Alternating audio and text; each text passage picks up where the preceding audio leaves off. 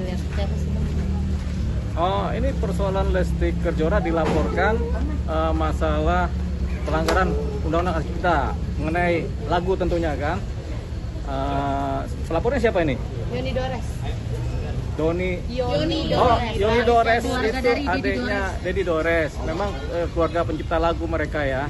Jadi ketika si Yoni Dores, ya kan? Iya, Yoni Dores melaporkan adanya pelanggaran Undang-Undang Hak Cipta, sementara dia adalah pencipta lagu, tentunya memang patut diduga melanggar, begitu. Jadi tampaknya ini sudah ada somasi dari Yoni Dores kepada si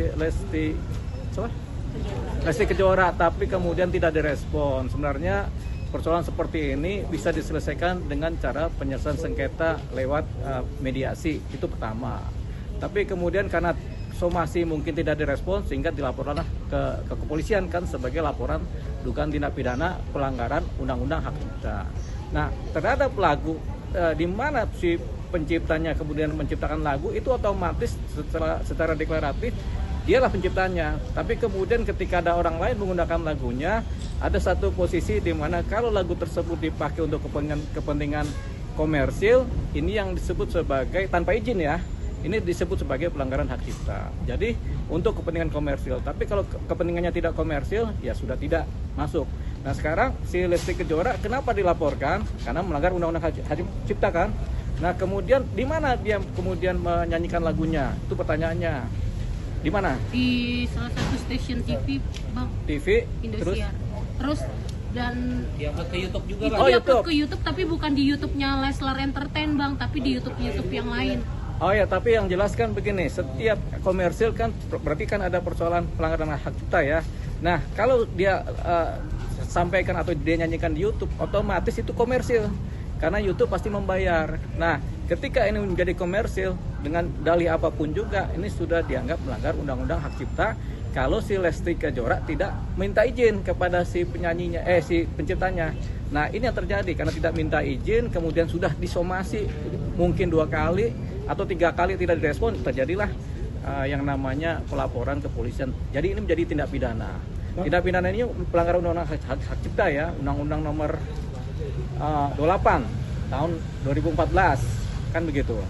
Bang, ini kan mengembalikan ini kan nggak diupload di YouTube milik pribadinya Leslar. Iya. Tapi apakah akun yang mengupload itu bisa dilaporkan juga, Bang? Iya. Sama-sama, si akunnya menjadi terlapor, si Lesti juga penyanyi juga menjadi terlapor juga, begitu. Karena komersilnya ada di situ. Ini baru satu ya. Kemudian kalau kemudian dinyanyikan di Indosiar, apakah Indosiar menerima iklan, begitu? Kan menerima iklan kan ada komersilnya juga, begitu. Nah sebenarnya Indosiar bisa membayar kepada satu lembaga di mana penciptanya bernaung. Itu mungkin clear. Jadi kalau TV biasanya clear, tapi kalau YouTube ini belum tentu. Tapi YouTube selalu ada komersilnya. Nah ini dia yang dikejar. Jadi ketika dia menyanyikan, entah si Lesti dapat untung atau tidak, tapi kan ini komersil YouTube-nya. Jadi terjeratlah Undang-Undang Hak Cipta. Bahkan yang komersilin kan bukan Lesti atau pihak punya Lesti, Bang. Terus secara pun dia nyanyi hanya untuk menghibur gitu. Ya, kan ada nyanyi menghibur yang kemudian tidak komersil. Misalnya kita nyanyi di suatu kafe tidak memungut bayaran, tapi kan kafe juga sebenarnya komersil juga. Atau misalnya ada kita nyanyi di tempat keramaian yang dimana itu tidak ada komersilnya. Nah itu bisa tidak melanggar Undang-Undang Hak Cipta kalau disebutkan nama penciptanya. Lagu ini, ciptaan ini, udah dinyanyikan tanpa komersil, itu tidak melanggar. Tapi kemudian kalau kemudian ada nilai komersilnya, ini macam-macam komersilnya. Jadi ketika masuk ke YouTube itu otomatis komersil. Siapa yang menerima itu urusan lain. Tapi secara hukum itu adalah komersil. Makanya kenapa Lesti dilaporkan. Tinggal prosesnya dari komersil ini dia dapat berapa, atau malah nggak dapat sama sekali, atau akun YouTube-nya yang dapat keuntungan, sama aja hasilnya. Jadi dia bisa menjadi turut serta melakukan juga. Jadi siapa yang terima komersil dialah kemudian yang bertanggung jawab. Tapi kan ini kan lagi rame juga yang emang soal ini sedang ramai nih, Bang. Jangan karena kan rancu nih, Bang, antara direct lisensi sama undang-undang sendiri, Bang, gitu, Bang. Nah, itu direct license sama undang-undang. Ya. Jadi kan begini. Ada 2 undang-undang yang rancu itu, Bang. Sebenarnya Undang-Undang Hak Cipta itu cuma satu ya. Jadi Undang-Undang Nomor 28 tahun 2014. Di Di situ setiap ciptaan lagu, seni, apalagi itu pengetahuan segala macam, terus sastra, kemudian itu diatur oleh Undang-Undang Hak Cipta. Nah, kemudian apa sih yang disebut melanggar hak cipta? Itu ketika misalnya lagu dinyanyikan tanpa izin oleh si penciptanya, kemudian dalam posisi komersil, dikomersilkan. Nah, itu melanggar Undang-Undang Hak Cipta. Tapi kalau kita nyanyi tidak komersil, kemudian kita menyebutkan nama penciptanya, itu tidak melanggar. Jadi ada aturan-aturan yang lebih detail mengenai ini. Tapi kemudian ada juga yang disebut sebagai pakai license, direct license, atau kemudian pakai satu kelompok. Ini namanya kelompok, misalnya kelompok pencipta lagu. Jadi kalau ada ciptaan-ciptaan yang kemudian dikuasakan kepada kelompok pencipta lagu, suatu organisasinya, mereka yang dapat kuasa, mereka lah yang kemudian menerima royalti.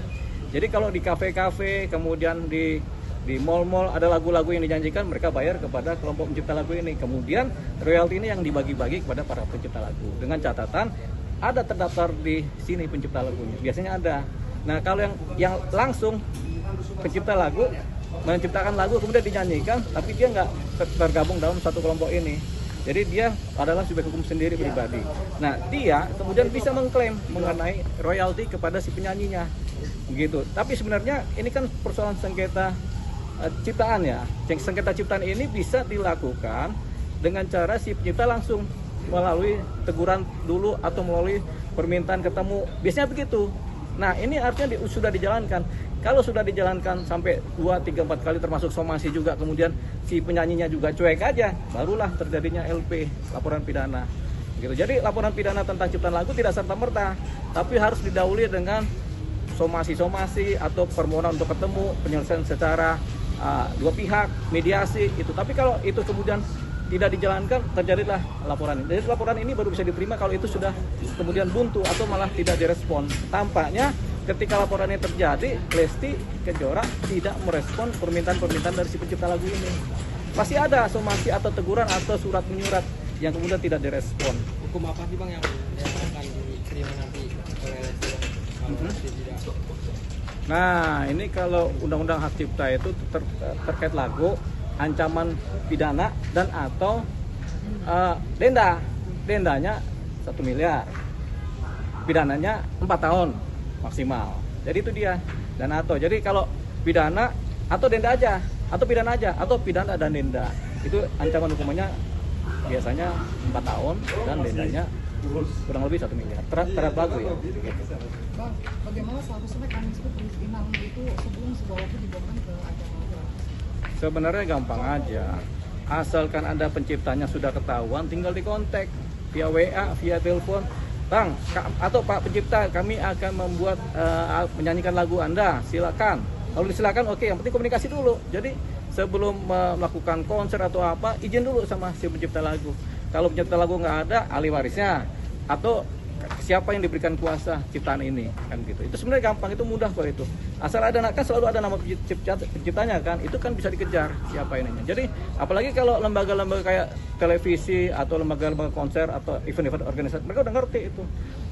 Ada penciptanya selalu. Nah, kalau kemudian mereka mengadakan pertunjukan pentas yang tidak komersil, misalnya pentas anak-anak di lapangan gratis atau di lapangan gratis, anak-anak ayo datang semua, mereka nyanyi, mereka nggak akan kena pelanggaran hak cipta kalau mereka bilang saya nyanyikan lagu ini, penciptanya adalah ini, udah cukup begitu.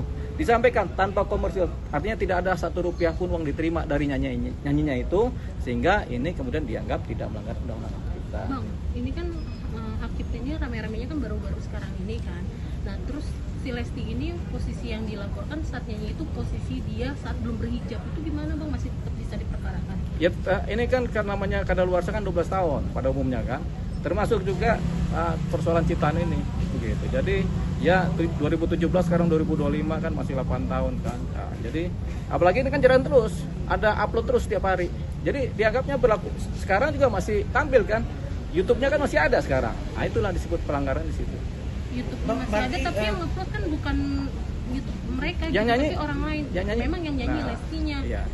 Waktu si Lesti nyanyi ada izin nggak sama penciptanya? Nah, itu nggak tahu. Nah, kalau nggak ada, dia jadi komersil, jadi turut serta mereka berdua. Jadi ya jadi kompanion kan. Nah, kalau begitu sebenarnya ada satu cara lagi. Sebenarnya Lesti datanglah kepada penciptanya, sebelum masuk ke posisi pidana sepenuhnya berdamai.